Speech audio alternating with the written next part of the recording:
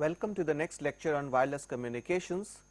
Today we will look at diversity techniques. The outline for today's talk is as follows. First, we will look at the different kinds of diversity techniques which will form an alternative to equalization techniques for fading channels. We will learn that diversity techniques are indeed an inexpensive as well as effective way to overcome the effects of fading.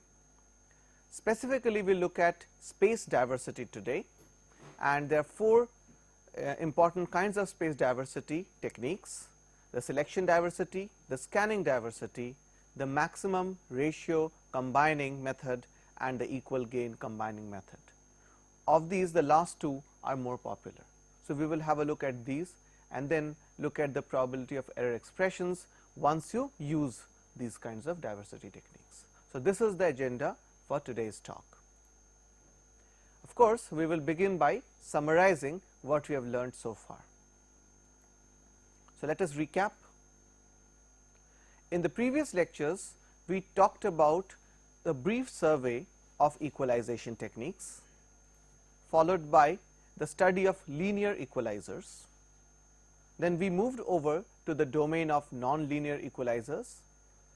We looked at the decision feedback equalizer or DFE, followed by the maximum likelihood symbol detection, and then the maximum likelihood sequence estimation. So, these techniques were studied under the head of nonlinear equalizers. We then observed that there were several techniques and algorithms used to obtain the weights of the equalizers. These are the zero forcing algorithm, the least mean square algorithm, and the recursive least square algorithms, which is the faster of the lot. LMS algorithm is well known, but it takes its own time to converge. We also made an observation that all of these algorithms could be used equally well for the linear case as well as the nonlinear equalizers. We, however, studied their cases for the case of linear equalizers. So, this is in brief what we have learned in the previous lectures. Now, let us focus our vision today on spatial diversity, and we will definitely look at different kinds of spatial diversity in detail. We also make an observation here that there are various kinds of diversities, of which we will only focus on spatial diversity today. So, what is basically spatial diversity? In this technique, multiple antennas are strategically spaced and connected to a common receiving system. Please note, here we are talking from the perspective of receiver alone. Most of today's discussion will center around diversity at the receiving end. However, it is also possible to have transmit diversity, but receiving diversity is a much more simpler and hence inexpensive way to carry out the diversity scheme. The basic philosophy is as follows for spatial diversity. While one antenna sees a signal null, that is, it is sitting on a fade, one of the other antennas may see a signal peak, provided the signals are not fading coherently. So, the receiver is able to select the antenna with the best signal at any time. This is the basic philosophy of spatial diversity. The CDMA systems use rake receivers which provide improvement through time diversity.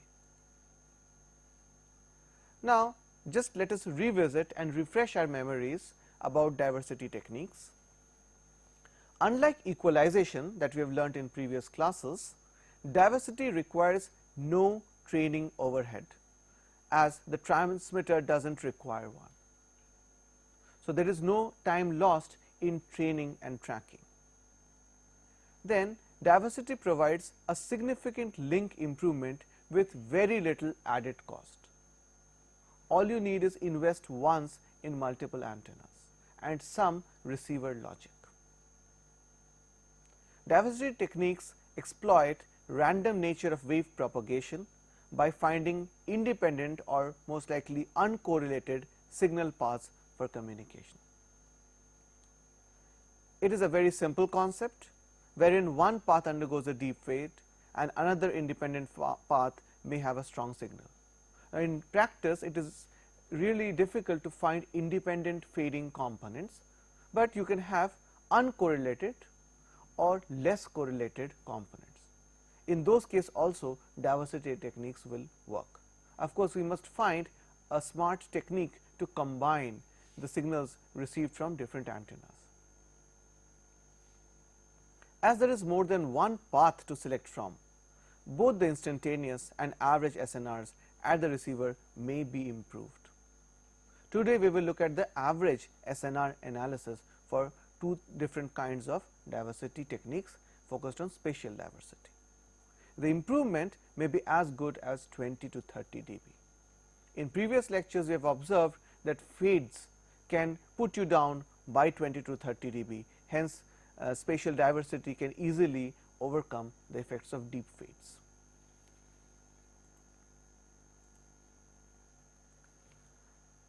Again, revisiting concepts of diversity.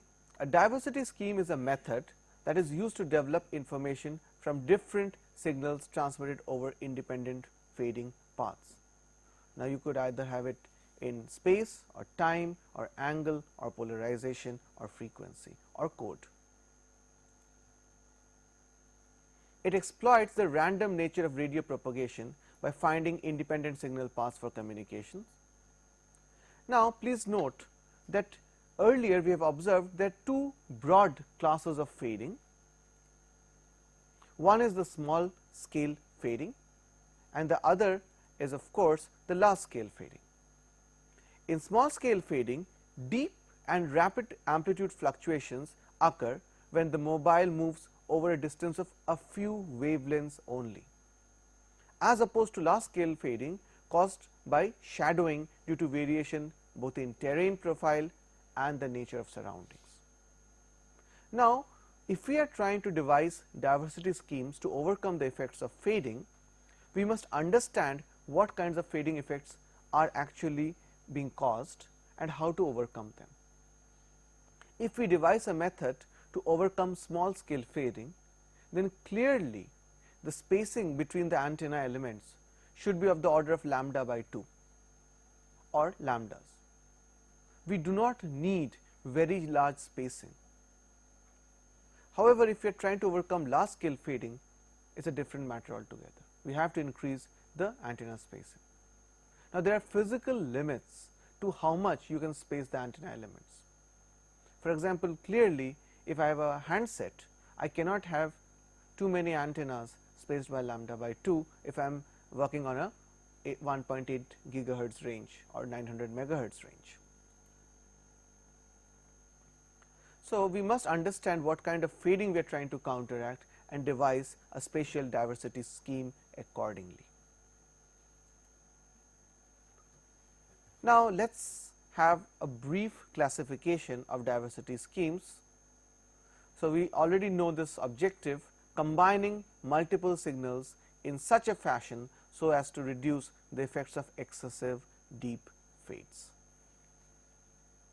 Types: you can have macroscopic diversity for large scale fading and microscopic diversity for small scale fading.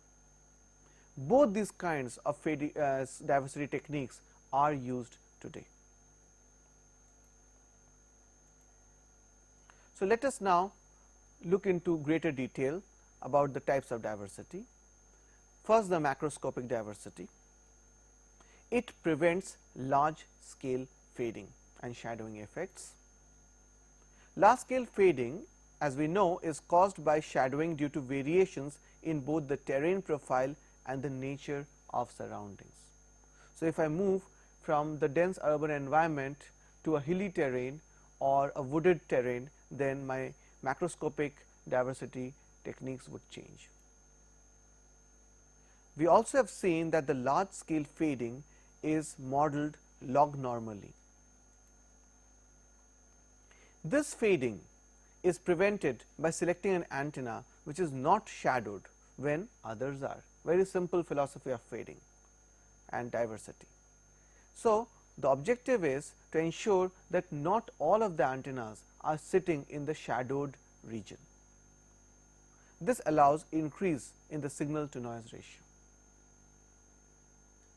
Clearly, if in the macroscopic diversity requirements, if the shadowed region is large, then most likely my antennas have to be placed on different base stations. So, I have a separation of over several kilometers between different antennas. It is a possibility. Now, let us look at the other aspect, which is the microscopic diversity. The objective is to prevent small scale fading. In fact, small scale fading is the more serious of the threat, because it causes deep fades in the case of Rayleigh fading.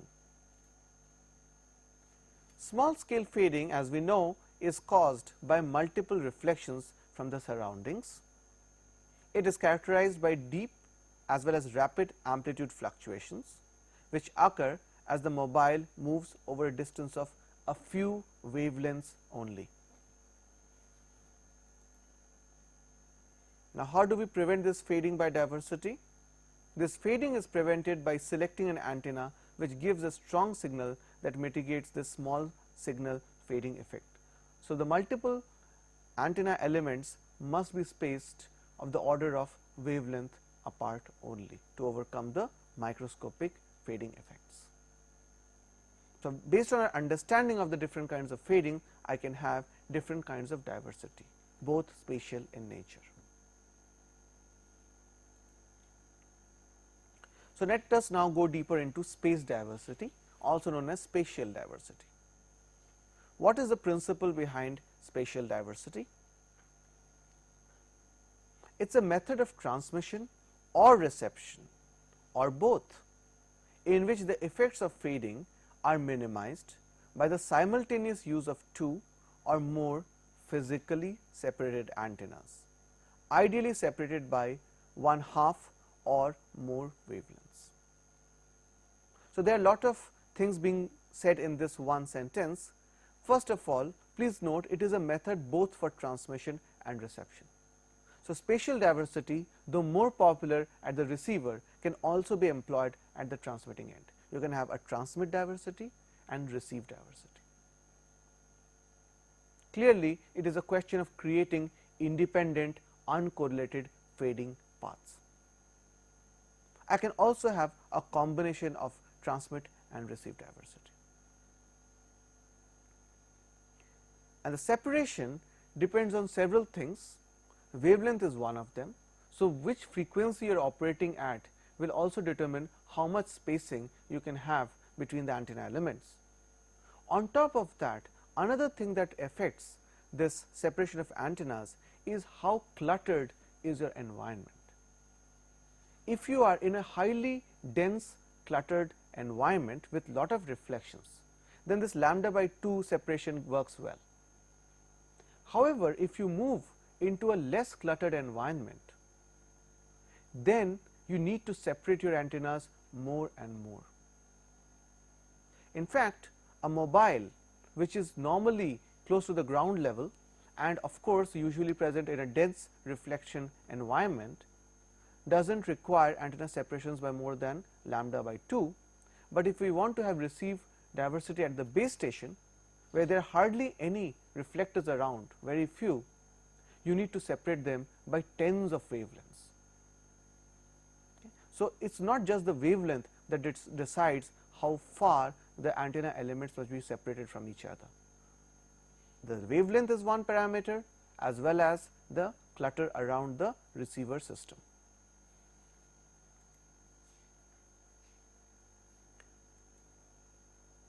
Now, let us look at the generalized block diagram of space diversity.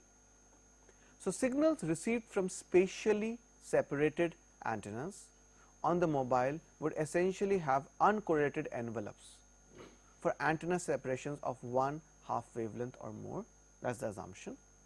So, what you have is antenna element 1, 2, so and so forth till m, and then you have some kind of a variable gain, and if you are just choosing one of them, then one of the gains will be 1 and the others will be 0. or an appropriately scaled value, and then there is a logic which one to choose and how, and then there is an output. This is a generic structure. It can have several of the possible kinds of spatial diversity included in this diagram. Now, what is important here is the separation, because the whole thing works provided the signal in element 1 is fairly uncorrelated to signal in element 2, and so on and so forth till antenna element m. So, this should be greater than lambda by 2 provided you are in a cluttered environment. Question? Sir, in the cluttered environment, is there any restriction on the number of antennas that really affects to the system? Okay, the question being asked is, in a cluttered environment, is there any restrictions on the number of elements, antennas, whether 1, 2, 4, 8 or 100, how many antennas can we have? So, let us look at it like this. Clearly, if you are having more and more antennas, your chances of getting a better and better performance will improve. By how much, we will talk about it analytically soon. Clearly, if you have more diversity, you will have an improvement in performance. But as we will go along, we will see that there is a rule of diminishing returns. So, when you go from 1 to 2, the improvement is drastic. When you go from 2 to 3, yes, there will be an improvement, but not so much. From 3 to 4, of course, there will be an improvement, but marginally more, and so on and so forth. So, beyond a certain number of antenna elements, your improvement will not match up to the money you put in to put more number of antennas. So, there will be a trade off.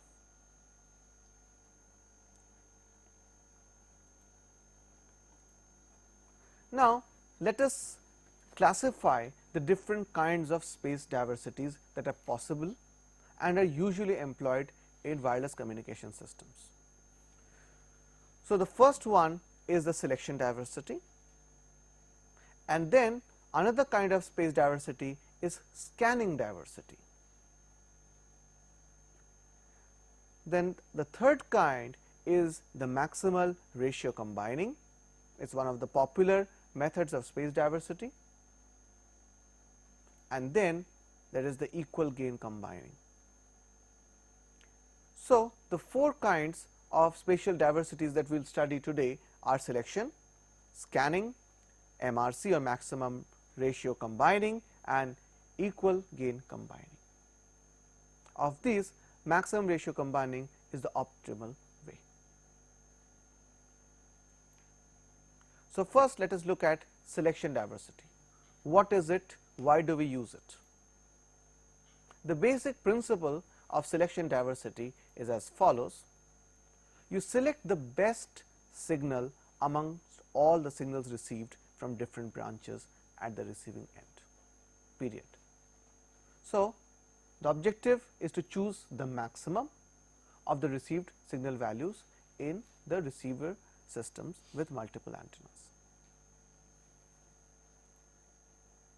Here is the basic block diagram. So, let us consider m independent Rayleigh fading channels available at the receiver. So, I have ensured my separation of antenna elements is such that they are fairly independent. So, I have 1, 2 and so on and so forth till m. Then there is a transmitter.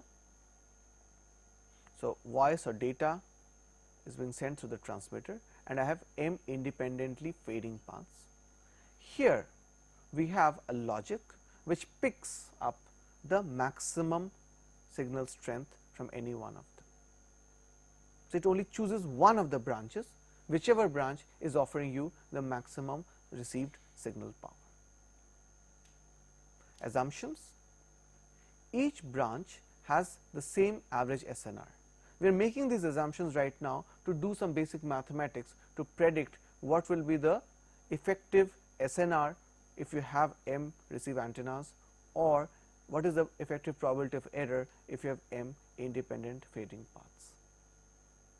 So, each branch has been assumed to have the same average SNR. It is not a bad assumption, because they are approximately the same distance from the transmitter.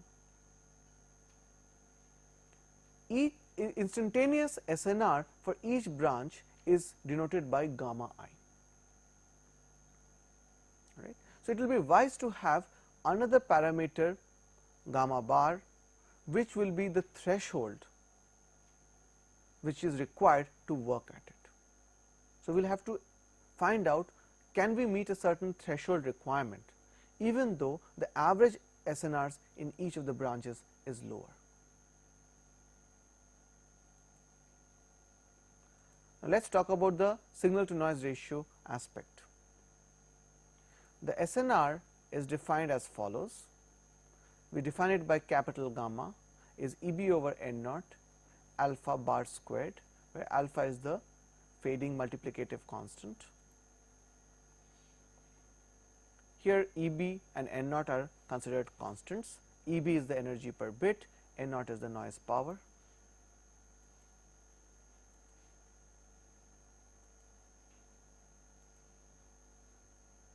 Here alpha is a random variable used to represent the amplitude value of the fading channel with respect to EB over N naught.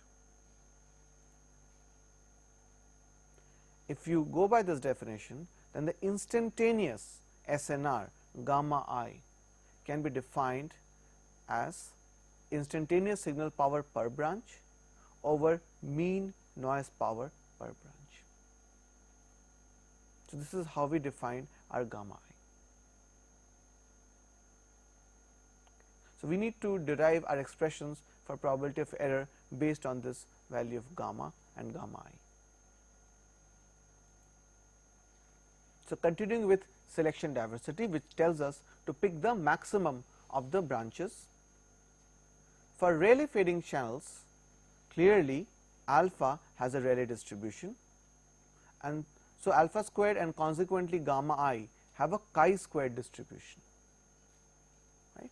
So, if alpha has Rayleigh distribution, it is well known that alpha squared will have a chi-squared distribution with 2 degrees of freedom. The probability density function for such a channel we know is this one, and the PDF for a single branch that has an SNR less than some threshold gamma. So, we have started defining a threshold gamma here, is given by this following. Probability that gamma I is less than gamma is given by the PDF of gamma I from integrated from 0 to gamma, because gamma is greater than or equal to 0, and if we integrate this expression, you get 1 minus e raised to the power minus gamma over capital gamma. So, this is actually probability that gamma I is less than a threshold value gamma. The probability that all m independent diversity branches receive signal which are less than threshold gamma. So, we are trying to work around it. We have to find out when will our diversity scheme help us. For that, we find out the worst case scenario when it will not help us. It will not help us when all the independently fading branches have the signal strength below this required signal strength threshold gamma, and then 1 minus that is the probability that it will fade. So, if you consider the probability that all the m independently faded diversity branches receive signals below gamma is gamma 1 less than gamma, gamma 2 less than gamma, and so on and so forth. Since they are independent events, we have a multiplication here. So, it is just simply raised to the power m is equal to p m gamma. This is kind of a cumulative distribution function,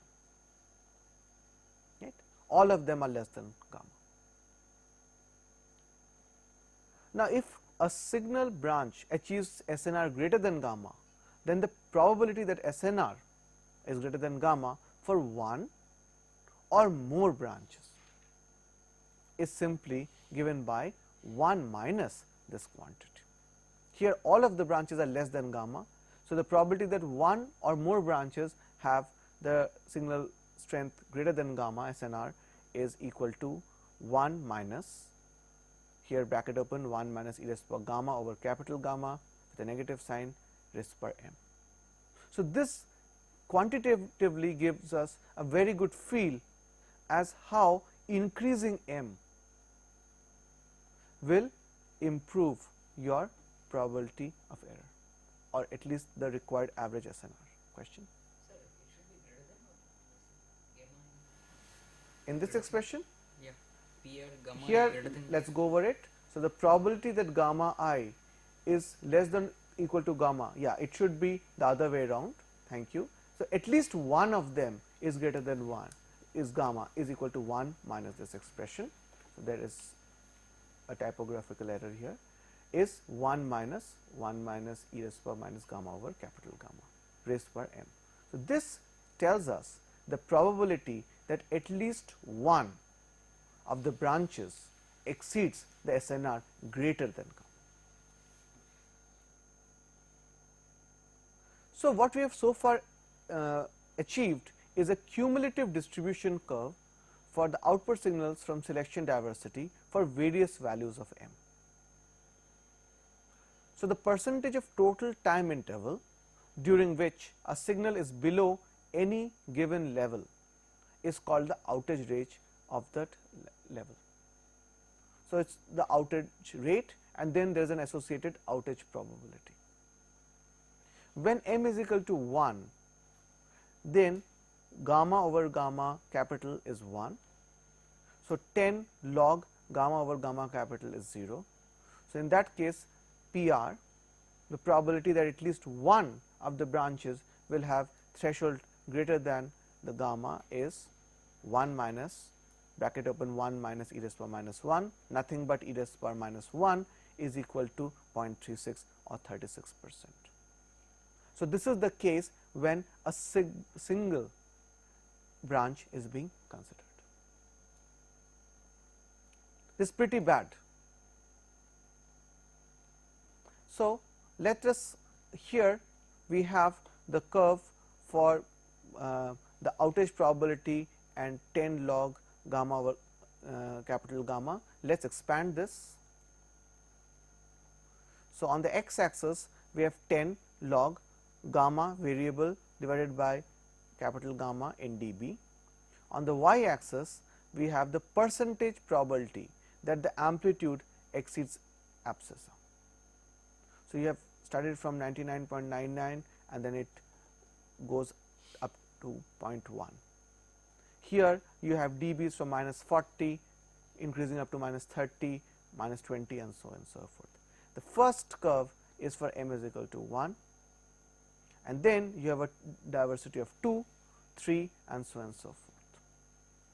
So, first thing to observe is the rule of diminishing returns. If you just follow one of the horizontal lines, which is the percentage probability that the amplitude is greater than abscissa, right, then if you have m is equal to 1, you have to have this minus 30 dB as the value here.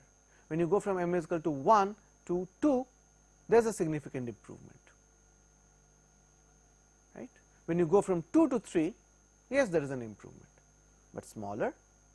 From 3 to 4, improvement much less, and then I have jumped from 4 to 6, 5 is somewhere in the middle, less improvement and even less improvement.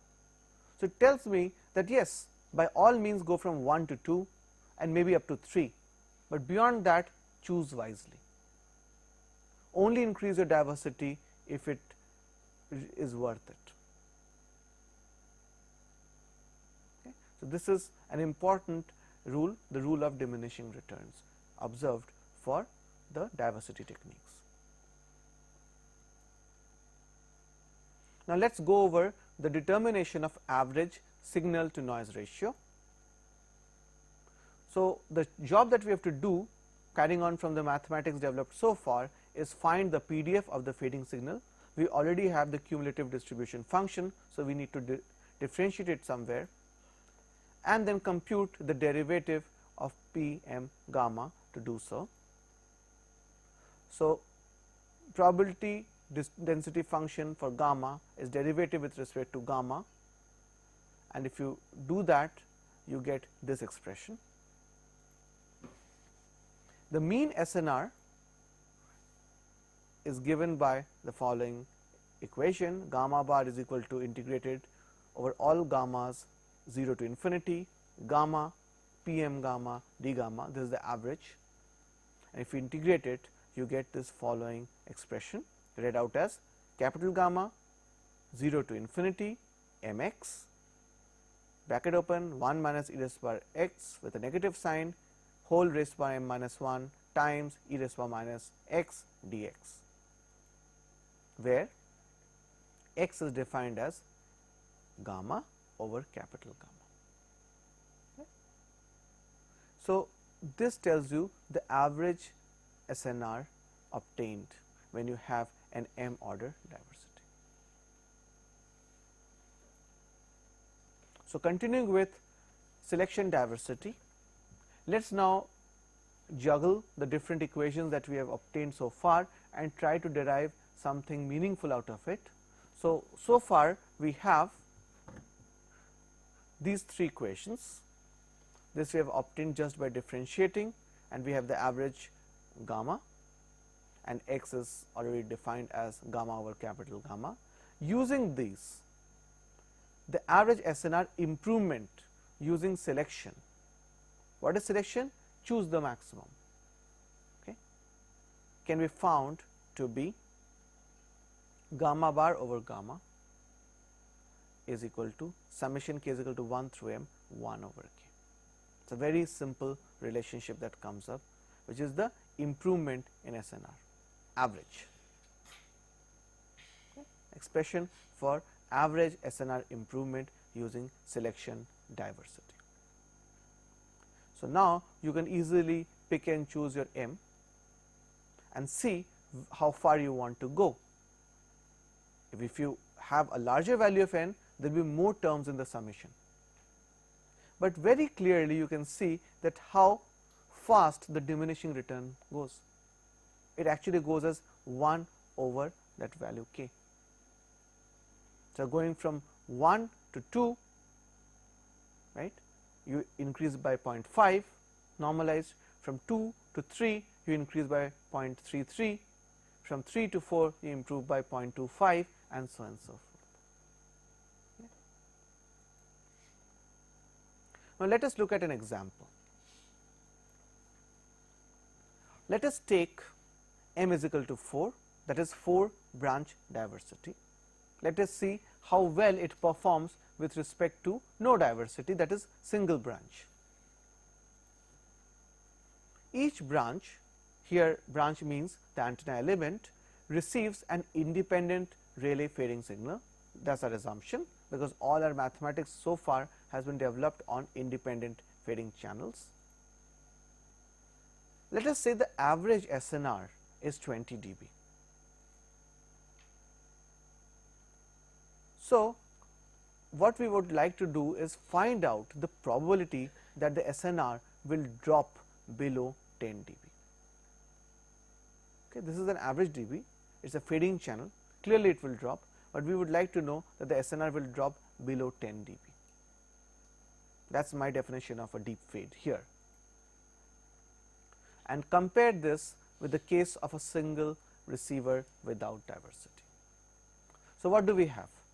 We have this gamma, which is our threshold, which is 10 dB. Now, this capital gamma is defined as 20 dB average SNR. So, if you take it up in real terms, it is gamma by capital gamma is 0.1. Okay. 10 dB is in real life 10, 20 dB is 100. So, 10 over 100 is 0.1. Now, let us say we use selection diversity, that is we pick and choose one of the 4 branches at any time which gives the maximum signal.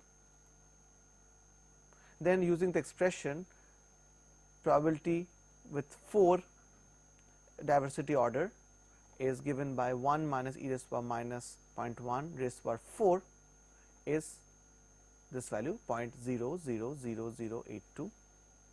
So, there is 1, 2, 3, 4 of the order of 10 raised to the power minus 4. Now, at the other hand, if you have no diversity, that is only using one antenna element, this 4 here will be replaced by 1 and you have 0.095, which is unacceptable. So, this is a successful receiver, this is a unsuccessful receiver. What did we do? We have m is equal to 4. So, let us conclude only for the selection diversity part. Selection diversity offers an average improvement in the link margin clearly, without requiring additional transmitter power, very important, or any sophisticated receiver circuitry as was required for equalizers. Selection diversity is easy to implement because all that is needed is a side monitoring station and an antenna switch at the receiver. All it is doing is choose maximum. There is no post processing. However, intuitively also this is not an optimal diversity techniques. Why? Because it does not use all the possible branches simultaneously. Yes, we select the maximum, but maybe the second branch has a little less, but still it has some signal power. The third branch may have some signal, though less. So, we have to use them, we cannot throw away any of the signal strength, specifically when we have multiple antennas. So, we must use in a better scheme a way to find out and use the signals received in all the other branches. In practice, this SNR is measured as S plus n by n, since it is difficult to measure the SNR by itself alone. Now, let us look at the second kind of scanning spatial diversity, which is called scanning diversity, or sometimes also called as feedback diversity. What does it do? The basic principle is as follows. It scans all the signals in a fixed sequence until the one with SNR more than the predetermined threshold is identified. That is slightly different from the selection diversity. You keep on scanning the signals in the different antenna elements in a particular predefined sequence until one with SNR more than a predetermined threshold is identified. So, again consider m independent Rayleigh fading channels available at the receiver pertaining to the m antenna elements. Here is the basic block diagram of scanning diversity. So, you have the antenna elements and then there is a receiver. It gives to a processor which does a short term average comparator based on the preset threshold, and then if it is required it switches. So, it keeps on scanning. So, this method is much simpler, very simple to implement, requiring only one receiver. The resulting fading statistics are somewhat inferior to those obtained by other methods, but the bonus is it is a very simple method. Now, we come to a more complicated, more useful and almost optimal method called maximal ratio combining. What is the principle? We combine all the signals in a co-phased and weighted manner so as to have the highest achievable signal to noise ratio at the receiver at all times. So, we are not going to throw away any other information. In fact, we pick up all of the signals, co-phase it, and then weight it and multiply, add, and then obtain so as to maximize SNR. Clearly, it requires you to adjust the weights.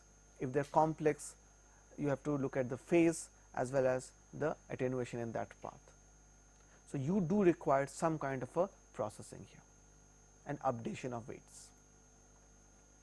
Now, let us look at the derivation of maximum ratio combining improvement. How much improvement do we obtain if you are using MRC or maximal ratio combining? Again, we consider M branches which are maximal ratio combined in a co-phased and weighted manner in order to achieve the highest possible SNR. Here is the block diagram of MRC. Again, we have antenna elements 1, 2, 3, 4 up to M, but look, here we have put weights with phases. So, complex weights, co-phase and sum, and then you have a detector. You have to have adaptive control, that means you have to have an algorithm to update your weights, and then finally you have an output. So, the output is only based once you have updated your weights. So, you do have to have some kind of a processing here. This is called the maximal ratio combiner. What are the assumptions? The voltage signal gamma I from each of the M diversity branches are co-phased to provide coherent voltage addition, very important, and are individually weighted to provide optimal SNR. Okay. Each branch has gain GI. Each branch has the same average noise power N. So, these are the assumptions being made for MRC. Now, let us derive certain conditions. The resulting signal envelope applied to the detector is as follows. This is resulting from M different branches, summation I is equal to 1 through M gain times the received signal in ith branch. Assume that all amplifiers have additive noise at their inputs and the noise is uncorrelated between different amplifiers. Under this assumption, we have the total noise power NT applied to the detector is weighted sum of the noise in each branches, because in the process of weighting the received signal, we are also weighting the noise. So, the received noise total is N times summation GI, because N will come out of the summation sign, again I is equal to 1 through M. Now, this results in an SNR applied to the detector gamma M equal to Rm squared, where Rm is here, over 2 NT. Yes. Sir, over here all the amplifiers are individual, so noise definitely will be the uncorrelated to each other. Okay. The question being asked is, if all the amplifiers are independent, then the noise should also be independent. That is true, but please note that we have closely spaced antenna elements also. So, this is a good assumption, but we still have to make this assumption, because the processing is being done on the same receiver. So, there could be a fairly correlated noise as well. We make this assumption to ensure that things work out.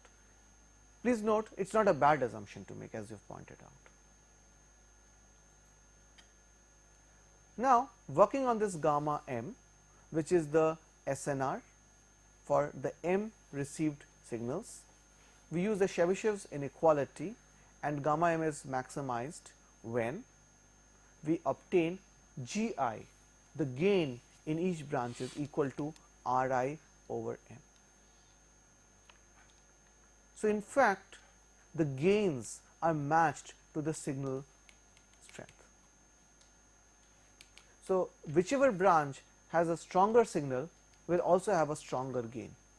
Whichever branch has a weaker signal will have a proportionately smaller gain. It makes sense. So, the maximized value based on the Chebyshev's inequality, if you used that expression for gain, is equal to gamma m equal to half summation Ri squared over n whole squared divided by n summation Ri squared over n squared. If you solve this out, is equal to summation I is equal to 1 through m gamma I. Okay. Now, we have the E field received envelope, which can be expressed as followed at the antenna. EZT absolute value is under root Tc squared as a function of time plus Ts squared as a function of time. What is this? The received signal envelope for a fading mobile radio signal can be modeled from two independent Gaussian random variables Tc and Ts.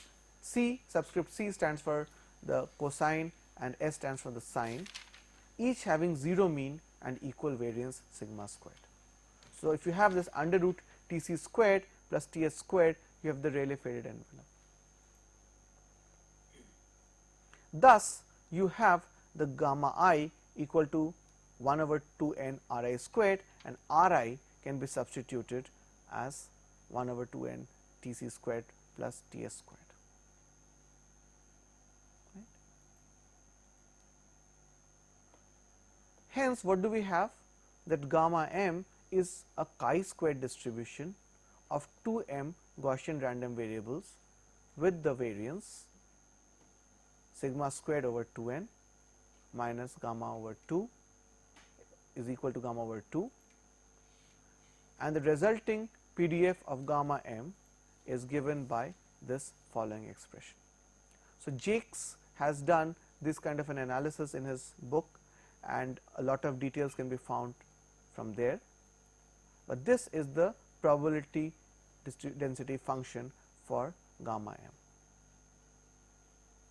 m. M independently faded branches and using maximal ratio combining.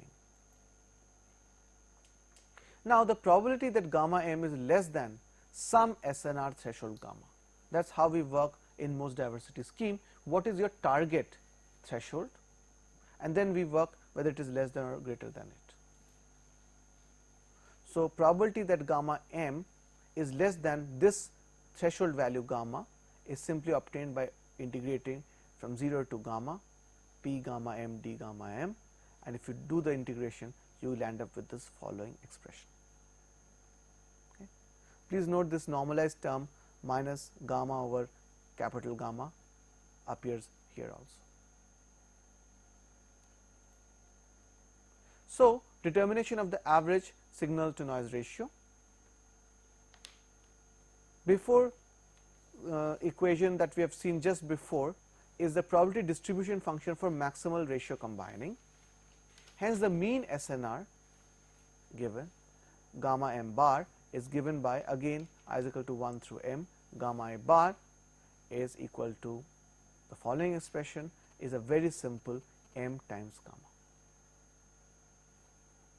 That is an excellent result. With m, I am growing linearly in terms of my average SNR. If I increase my m, I increase my average SNR. Now, the flip side is that the control algorithms for adjusting the weights and the phases and the gains also have to be set properly. So, the control algorithms for setting the gains and phases for MRC are similar to those required for equalizers. So, you need to have some time to converge to the right weights, and your performance is as good as the knowledge of the channel. Right? But if you do know your channel well, then your average SNR grows as m times the SNR in a single branch. We come to the fourth technique, which is the equal gain combining, which is slightly suboptimal, but a lot easier than MRC. What is the principle? Combine all the signals in a co-phased manner, but with unity gain for all signal levels, so as to have the highest achievable HNR at the receiver at all times. Okay? So, co-phased addition, but unity weights. So, here is the equal gain combining block diagram. You have m receive antennas, you just co-phase and sum, demodulation and detection, and out goes your output. A fairly simple implementation. So, what are the salient features? In certain cases, it is not convenient to provide for variable weighting capability. It is too complex, it takes too much time to converge, we do not know the channel well, and various other factors. Gains of each branch signal is weighted to set it to unity. These are then co-phased. This is important. If you add them just like that, you are in trouble. These are co-phased to provide equal gain combining diversity. This allows the receiver to exploit signals that are simultaneously received on each of the branches. The probability of producing an acceptable signal from a number of unacceptable inputs is still retained. Right? You are still combining them. The performance of equal gain combining EGC is marginally inferior to the maximal ratio combining MRC, but definitely superior to the selection diversity, where you only pick one of them. Right. So, let us summarize today's lecture. We started off with the need for diversity techniques to overcome deep fades. We then looked at space diversity and the different kinds of space diversity. Specifically, we discussed selection diversity, followed by the scanning diversity. Then we spent some more time discussing MRC or maximum ratio combining, and then finally we talked about the equal gain combining. We will conclude our lectures here.